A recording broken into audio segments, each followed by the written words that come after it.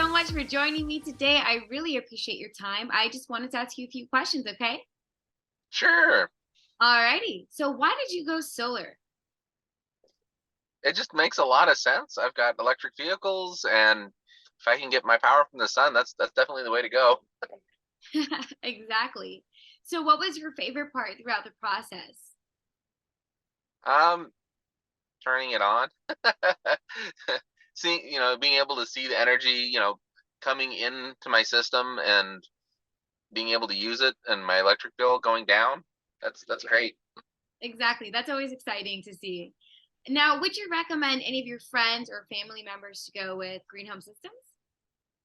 Yeah, yeah, they did a pretty good job, and um, they were able to build the system that I wanted, as opposed to a system that somebody else would want me to put. So yeah, they're very accommodating into the layout of my yard and where I wanted things placed. So, with all that being said, how was your experience with sales and your project managers? They were good at communicating.